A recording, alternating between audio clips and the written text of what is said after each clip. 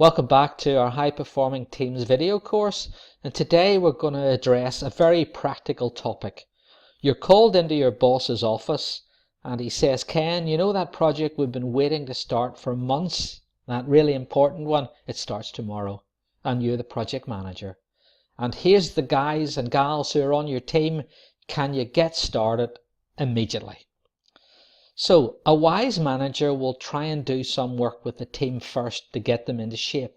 Now, let's be honest, you cannot create a high-performing team overnight from a group of people. However, you can identify the stuff that, if not addressed, would cause such a team to be low-performing, and you can put those foundations in place very quickly indeed. So let's look at that. So what's the secret of it all? How can you get a team to become a team exceptionally quickly? The secret is what I call team game-based learning. Letting a team work together experientially, socially, in a game-based learning environment. Now, game-based learning is shown to be safe. You may well be doing dangerous things, but you're not doing them within the real project. It's experiential. People learn by doing. Very engaging and quite well evidenced. This is described in a bit more detail on my book on game-based learning if you're interested. If you can combine this with a simulation, it's even better. Either a computer simulation or an on-paper simulation. It's better than using a case study. If you can use realistic data about your own organization, that helps immensely. It improves learning, but it does require some degree of experienced facilitation. If you can do this with a whole team, you get two other benefits. The benefit of social learning, and you learn about team dynamics. In terms of social learning, my colleague Jay Cross has identified that as much as 95% of what we use to do our day-to-day jobs has not been learned in a formal training course. It's been learned informally by making mistakes, researching things for ourselves, talking to other people, and having a coaching relationship. So you get social learning if you do this together as a team. The other thing you get is you start to learn about team dynamics. You can see by stressing a team how the team works as a whole, and also how the different individuals work and how they rub against each other. So that's what we're going to look at. We're going to look at quite a simple process for creating a non-low performing team literally overnight. The process has 4 steps to it. Step 1, you need about 30 minutes to create what I call a team game plan. Step 2, you then need to stress the team through some kind of exercise, and I'm going to give you 4 different examples of how to do that depending on how much time you've got. Step 3, at the end of the exercise you step back and reflect, and you make some adjustments to your team game plan. Then step 4, you start the project following the game plan and you regularly revise it. This is all described in a lot more detail in my book on high performing teams. So, setting up a team game plan. All you have to remember is the word called rapport. And you need about 30 minutes to do this. The first thing you need to do is set up the roles. How are you going to divide up the team's responsibilities? Secondly, what are the agreements, sometimes called ground rules, of how people are going to deal with each other as colleagues and team members? You then need to set up your processes and practices. What are the 2 to 3 most important team processes and practices to put in place? For example, somebody who's going to manage the time, somebody who's going to take notes, somebody who's going to analyze research. You then need to establish the priorities. When you're under pressure, how will you decide what is the most important? If you've got to do A and B and you can't do both, how will you decide? You've then got to define your organizational values. Organizational values are only real values if you use them when they're under pressure. So the team needs to sit down and say, what are the values which are most important to us as a team?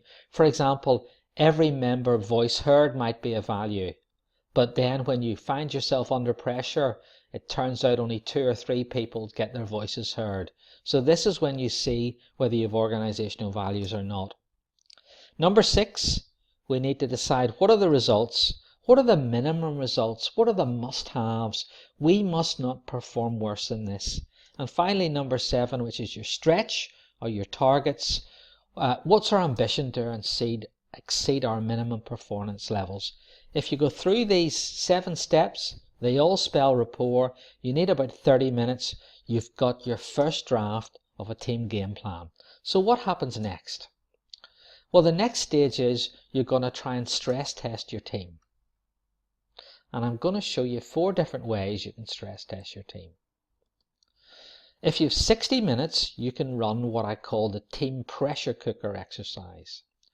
So an example of this is you would ask the team if, for example, the deadline of this project we're working on is brought forward to half the time of the project, what would we have to change to make that deadline? And everybody writes down what they think they need to do. Then another question would be, if failure in this project became utterly business critical and put us out of business, what would we change? So you go through 3 or 4 quite structured questions when you stress the project on a number of dimensions. Then at the end you go through each of those answers and say, which of those answers can we put in place now in the normal project? And it's a great way of identifying blind spots that might be broken in a team. If you've got 90 minutes, you can do a Back to the Future review. And a Back to the Future review has 2 elements. The first element is you imagine the project has completed, but it has been a terrible failure. And you're all getting together afterwards to allocate blame. And it requires a bit of imagination, but the fundamental question is, what did we do wrong? And you list all those things that you did wrong.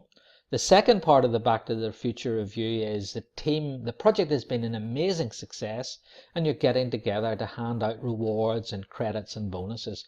What did we get right? And you list all those things.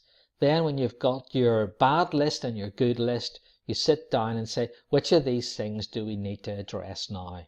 So that's a really powerful technique, a Back to the Future review. If you have 120 minutes, you can do a team scenario.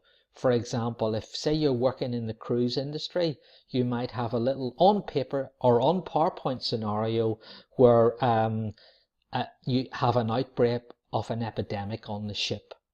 And how would you handle it? And after a certain point in time, there's some other new developments. For example, some passengers have got very sick. There's bad weather forecast and you can't go to your scheduled port. Just takes a little bit of work, but people can really engage in this. It's a team scenario, either on paper or very low tech, such as PowerPoint.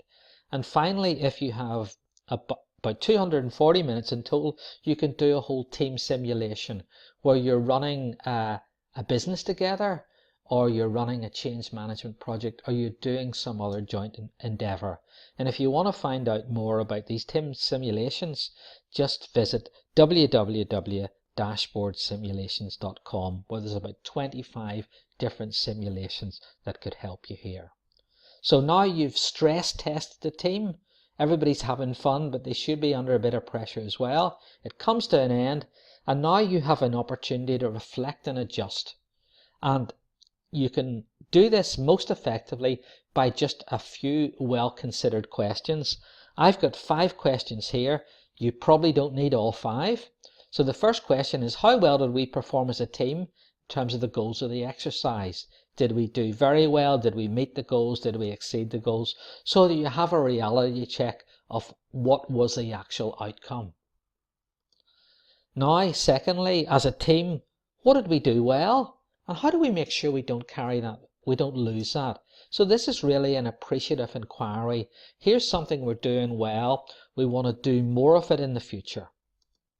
Question 3 is looking at the negative. As a team, what do we need to change? What do we need to fix? Or what do we need to create? So you've been looking at things so far as a team, but then as individual team members, we need to look at each individual's performance. What did they do well, and how do we make sure we carry that forward and really benefit from it? And then the other aspect of individual team members, what does each team member need to do differently? And again, this little exercise can easily be done in about 20 minutes. So you've set up your team, you've stressed the team, you've completed the stressing exercise, you've done the reflection. What next? Well, that's easy. Start the project. Execute the project following the revised team game plan that you updated after you stressed the team.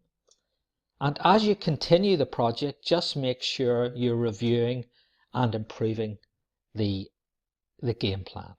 So there we are. That's how you create a non-low performing team literally overnight. So in the next video, I'm going to start exploring again the integrated model I initially introduced for how you create a high performing team. And in this video, we're going to look in detail at the processes and practices of high performing teams.